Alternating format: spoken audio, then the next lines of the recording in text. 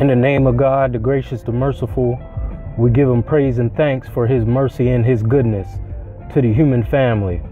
If all the trees upon the earth were pens to write with, and if all the oceans were ink, and then another 7 oceans to add to its supply, the writing would still not be enough to explain the glory of God. For he's the exalted, all-powerful, all-wise. We confide in no other in our time of need, and we praise no other in our good fortune. He is one. So this is Brother Shareef with the Hour of Power. Go to Hour of Power, Shareef Hamid on YouTube. Subscribe and share the channel. You know the motto, so we can continue to lift the mind, body, and soul of our people. As usual, I won't be long today, but I have a very important and serious message entitled Muslim Women Being Sexually Harassed in Mecca During Hajj. Again, Muslim women being sexually harassed in Mecca during Hajj. I will explain. Before I get into that, I want to thank all of those who have been helping me with my transition from North Carolina to here in Pennsylvania. It hasn't been easy. I've had some challenges, to say the least, and I've had some wonderful people in North Carolina and here in Pennsylvania helping me out. My good brother Ed and Zorana opening up their home to me and my family. My good brother Collins, and my uncle and aunt. Many people have assisted me in making this transition. It's not easy traveling across 3 states with a family. So salute to all those who have tried to assist me. My good brother Simran, my good brother Mecca down there in North Carolina, and many others who have assisted me with this transition. Now, I'm proud to say that this year makes 25 years that I have been Muslim. Back in 2000, back in 1993, I converted to Islam. I was a very young man. I was trying to find myself, and I remember getting into a lot of trouble when I was in high school.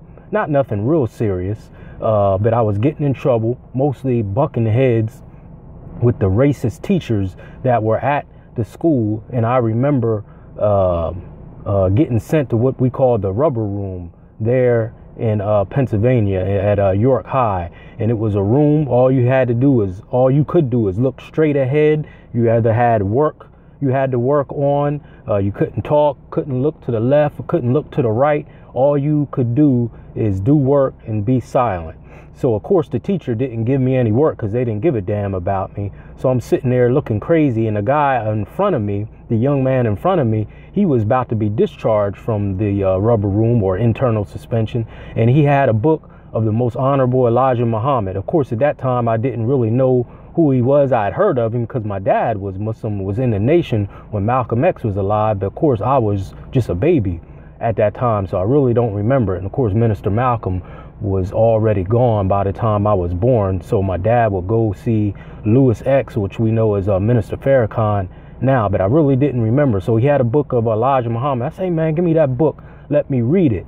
I'm just fumbling through it really just to waste time, and I start reading through it, and it started talking about how black men and women were kings and queens in Africa, how we were walking around in Africa with silks on while the white man was in Europe walking on all fours in caves, how we built the pyramids and built civilizations. I'm like, man, I never heard of this. And remember, this is pre-internet era. We didn't have the internet at that time where you could just punch in a word or a phrase and pages of stuff come up. We had to go to the library, and of course we weren't encouraged to go to the library, and that kind of information wasn't readily available. So it just blew my mind, and that started me not only on a conscious journey but on a spiritual journey.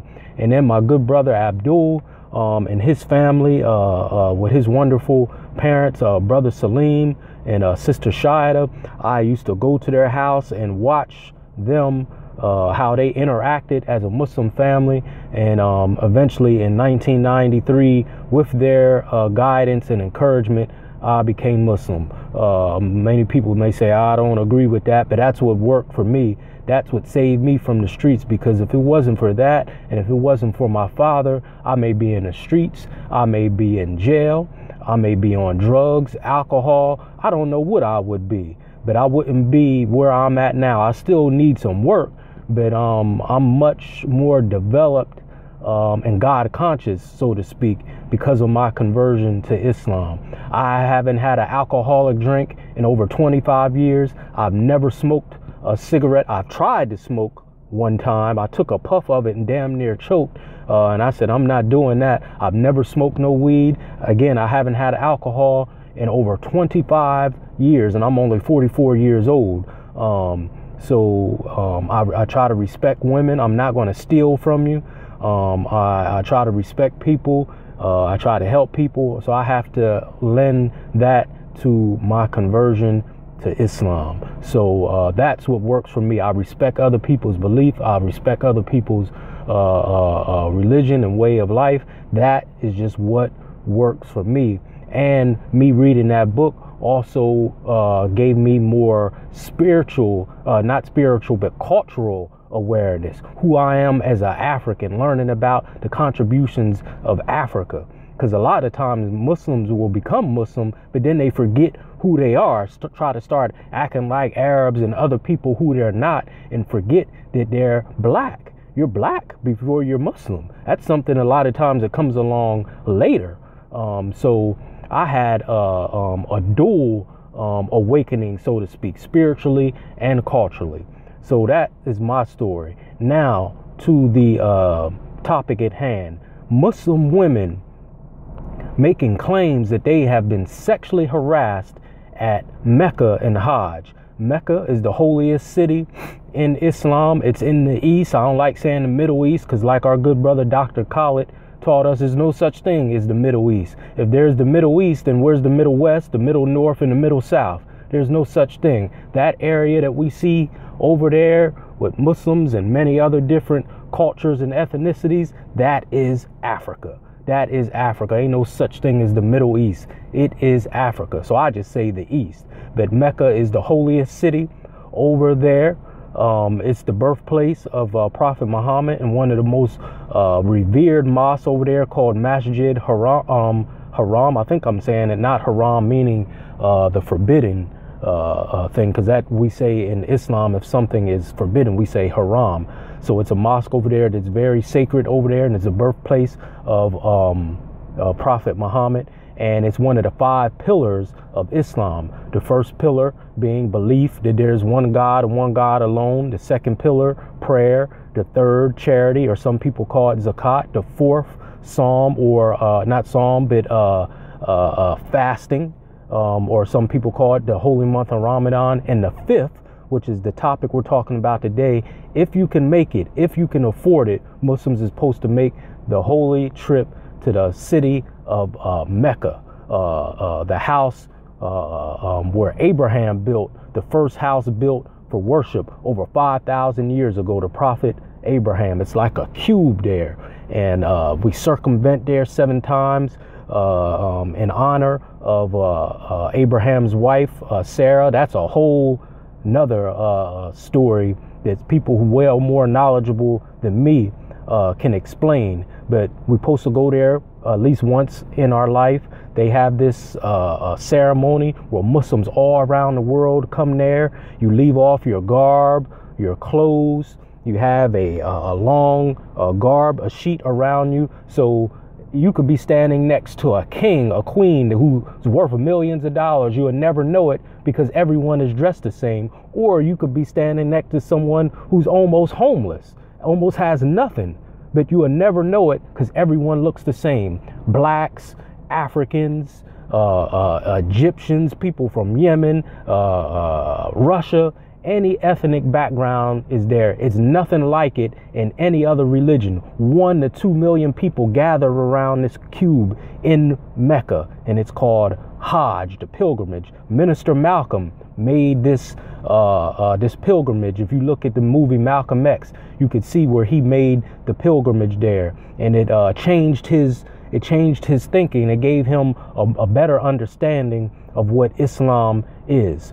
So 2 to 3 million people there in this ceremony. So normally in Islam, the men and the women are separate. If you've ever been to a mosque, this isn't no a religious talk, but just to educate yourself, I encourage you to go to a mosque so you're not listening or going off what someone else is telling you. You can go there and experience it for yourself.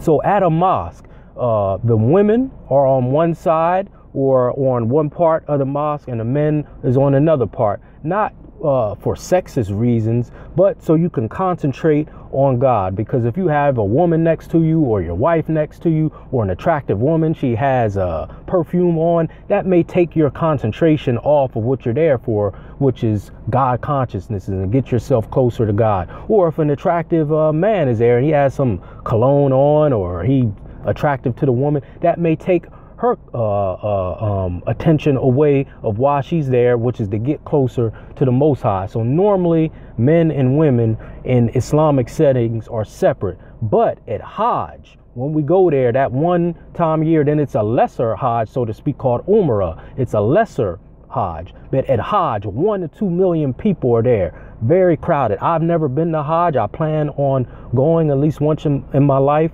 when I can afford it, because it's a very expensive trip. But I have very close Muslim brothers and sisters who have went to Hajj many times, and you can just watch it. It's just only common sense of 1 to 2 million people are in this very compact, and you're circumventing around. It's very tight quarters. People are going to accidentally bump into each other, may accidentally rub against one another, and it's an accident because of the circumstance. At least we think it's an accident. It's Muslim sisters now on this website. They're coming out and saying during Hajj, I don't know how long this has been going on. It's probably been going on for a long time. And I believe the sisters that because of social media now it's being made known that during Hajj, one of the holiest ceremonies in the Islamic culture and Islamic religion, where you go there to bring humanity together, to get closer to God, to have your sins forgiven. Because we believe that once you make this this ceremony, make this trip, this pilgrimage, that all your sins are washed away, and it's almost like having a clean slate. Almost like when you first come into Islam, we believe that anything you did before then, your sins are washed away. So this is a very spiritual, very serious trip and pilgrimage. Sisters are saying and claiming now, with the advent of social media, that during Hajj, when they're circumventing around the Kaaba, the cube, the first house built for the worship of one God by Prophet Abraham, peace be upon him, that Muslim men, because remember, this is a Muslim ceremony, a Muslim ritual. No other religion or no other people from other religions are really allowed there. So this is on us. This isn't no terrorism claim where Americans are there and are making these things up. These are all Muslims at Mecca. I want to make this clear. Muslim sisters are saying and claiming that during the circumventing, which they call ta'uf, around the Kaaba, around Mecca, that Muslim men are deliberately rubbing up against them, feeling their behind, rubbing their penis on their behind, touching them in an inappropriate way. This is absolutely disgusting and ridiculous. And I believe these men, why would a Muslim sister go on social media and make such a claim in 2018? Because it's now just coming out, and it's a website called StepFeed. And it's a Muslim sister, I believe her last name is Khan. She's the first, I can't remember her first name, but I know her last name is Khan. And she is like one of the first ones to make this claim that Muslim men have sexually harassed and abused her. And then now other Muslim sisters are coming out making the same claim that Muslim men are touching them in an inappropriate way, making comments and even laughing about it. So they know it's not an accident. That's why I preface by saying it's 1 to 2 million people at Mecca at the Hajj, at the pilgrimage. So people are going to accidentally rub up against each other, bump up against it. It's no different than being in a big city. Have you been to New York before? Have you been to Times Square before? It's a lot of people there, and people bump into each other, rub into each other by accident. But these sisters saying it's no accident. They say they are at Mecca and Muslim men. There ain't no other men there. Now, it may be some other men from other religions there that may slip in there, but for the most part, they're all Muslim men at Mecca. They said Muslim men are deliberately touching them, groping on them, rubbing their penis up against them during Hajj. This is disgusting. And someone may ask, well, I thought you were a Muslim brother, Shareef. Why would you speak on such a thing? Because in the Quran it says, stand out firm for justice, whether it be against yourselves, against your family, against kin, or whoever. Stand out firm for justice and don't be arrogant. So I'm standing out firm for justice. If the sisters are saying they're being sexually harassed at Hajj, why would they make such a claim? And why ain't no one speaking about this? Where are the scholars and the imams and all these other Muslims who are quick to talk about anything else? But now our sisters are saying that they are being sexually harassed during the holiest event in Islamic history and culture, Mecca, Hajj, and I don't see anyone talking about it. And I stand corrected. If they are talking about it and I missed it, may God forgive me. But I don't see anyone talking about it. And I believe them. I believe them. If you got the nerve and the damn gall to come over from the East to America and sell pork, liquor, alcohol, cigarettes, tobacco, when the Quran clearly tells you not to do that, and you do it in black neighborhoods and you're destroying people when the Quran tells you not to do that, why would it be so far-fetched to believe that you with your undisciplined self would rub up against a sister when you see the opportunity to do it if you don't have the discipline not to do what God tells you not to do in the Quran? Why would I not believe that? You have no problem. I'm going to say it again. If you got the nerve to come to America, sell pork, liquor, alcohol, tobacco, cigarettes, and everything that you know that you're not supposed to be doing and the Quran tells you not to do, the Quran tells you stay away from intoxicants. And the Prophet said anyone who brews it, sells it, carries it, God will not accept your prayers for 40. He didn't say whether it was 40 days or 40 weeks or whatever. He just said 40. But he tells you, the Prophet told us, and God told us first, we are not to indulge in these things because it's evil. You come into black neighborhoods, some white ones too, but mostly black neighborhoods, sell pork, liquor, alcohol, cigarettes, and tobacco. You know how destructive these things are. You're coming into a neighborhood with a people who got one foot on a banana peel and another in the grave, and you saying, hey, let me just easily push you into your grave. Let me help you, walk you to your grave. Why would I not believe that you would be in Mecca when no one else is around, there's really no police there, and you would rub up against these sisters? You don't got no damn discipline any other time. Not all of you, but many of you. Giving Islam a bad name. Why would I not believe if you would enslave your Muslim brother in Africa? Muslims are being enslaved in Libya, Sudan, and all throughout Africa as we speak. Muslims supposedly enslaving other Muslims. Slavery in 2018. Can you believe that? And it's being televised. And who the hell is recording it? If you will do that, why would I not believe that you might not get a little grab in there or a little push in there or what other freaky other things that you're doing? Why would I not believe that? Not all of you, but many of you. Too many. Do we hear these stories all across America? Muslims coming into black neighborhoods and selling these intoxicants and these things that we know are destructive, and we know that God tells us not to do, and we know that the Prophet told us not to do. Why would I not believe you wouldn't get a grab in there and mistreat these sisters? The same people who are over there in the East abusing sisters, not allowing them to drive, not allowing them to get education, forcing them to marry men and boys that they don't want to marry, and then making the Muslim world and the Western world believe this is Islam when it's not Islam, it's your culture. People are mixing culture with religion, or just straight up misrepresenting the religion. It is a lot of misrepresentation of Islam going on now, and it's absolutely disgusting.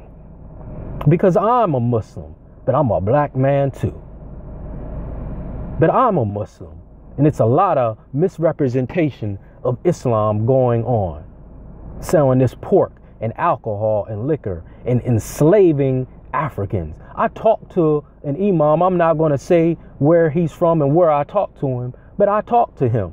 And I told him about the current enslavement of Africans by Muslims going on in Libya. He said he ain't know nothing about it. And I tried to interview him on the channel to expose this and say, look, this isn't what Islam is about. He never got back to me. Never got back to me. Shameful. We are supposed to speak the truth in Islam. We're supposed to speak the truth. But a bad representation all around the world and the United States is going on right now. In the hour of power, and Brother Shareef, me being a Muslim, I'm here to do the best I can to set the record straight.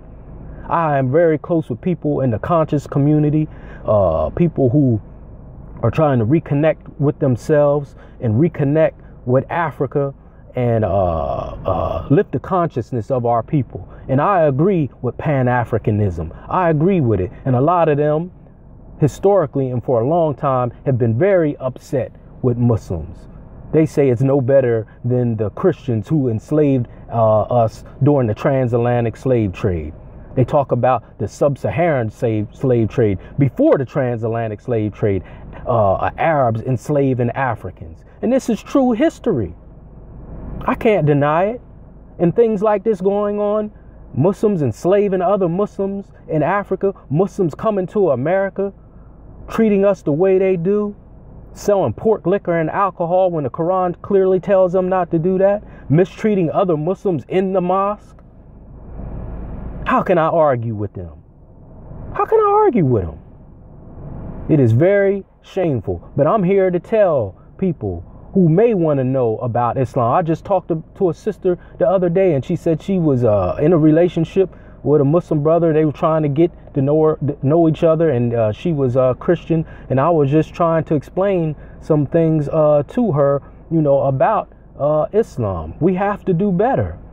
We have to do better. And I talked to a Muslim sister back in Durham who lived near Mecca, lived in the East, and she talked about the bad representation of Muslims coming here to America. And she said people here in America should not look at people who come from the East as a representation of Islam, because many of them are only Muslim because of their culture, meaning they were born into it, but they could care less about Islam. And then when people here in America, including Muslims here in America, see them come over here, we look at them as the gold standard of Islam, meaning we look at them like they are the representation of how Islam should be practiced, because they come over here, they have the garb, they have the dress, they have the name, and they have the outside representation of Islam, but they're not what Islam represents because of their bad behavior. But because of where they're from,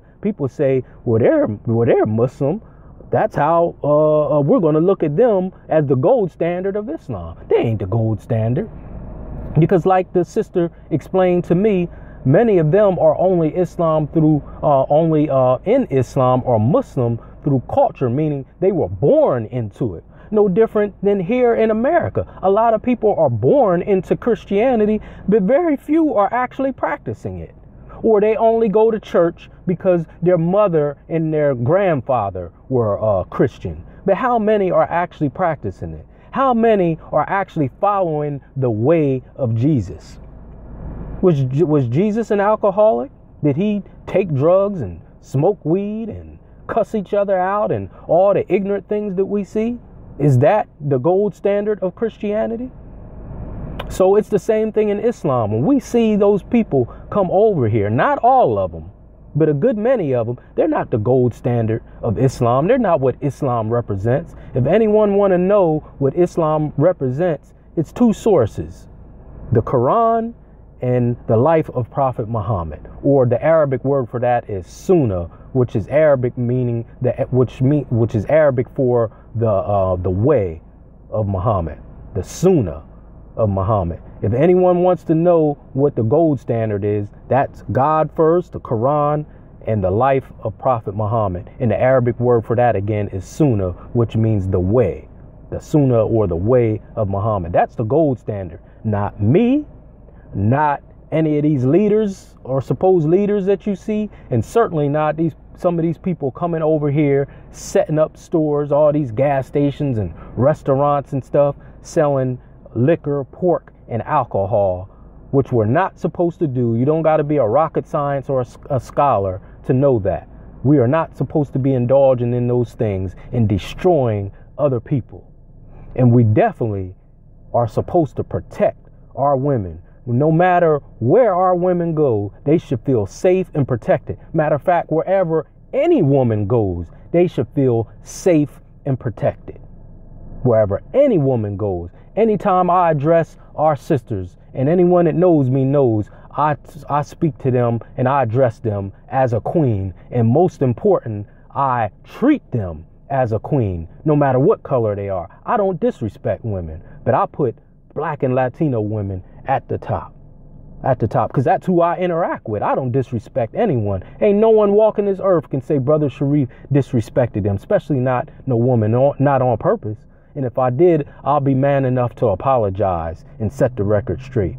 Women should feel safe, protected, and respected no matter where they go. This sexual harassment is through the roof, by design, but through the roof. You see all these claims of sexual harassment. And if you go on my channel and look, just maybe about a month ago, I did a talk about sexual harassment in the workplace, what to look out for and what the actual definition of it is. But never did I think I would see claims of Muslim women in Mecca during Hajj, which is one of the five requirements that we need to do as Muslim. Again, belief in God, prayer, we pray 5 times a day, charity, fasting, if you are able to fast, and the 5th, make a trip to Mecca at least once in your lifetime if you can afford it. Never did I think I would hear claims of Muslim sisters saying that they're being groped and sexually harassed during this spiritual time. And again, go to the movie Malcolm X and you'll see how he made his pilgrimage. He really put that on the map. Salute to Spike Lee with that movie, and Denzel Washington. All you got to do is Google it. Millions of people there, 1 to 2 million people there at one time. So you can accidentally bump into someone, but that ain't what these sisters are saying. They saying Muslim men, because it's the majority are Muslims there. People from other faiths really aren't allowed to be there. It's for Muslims, and it's the largest gathering of any religion that I know of. No other religion has a gathering all in one place for religious purposes bigger than Hajj. 1 to 2 million people there at one time. It's a beautiful, and people from all, ain't just black people there, ain't just Africans there or just Arabs there.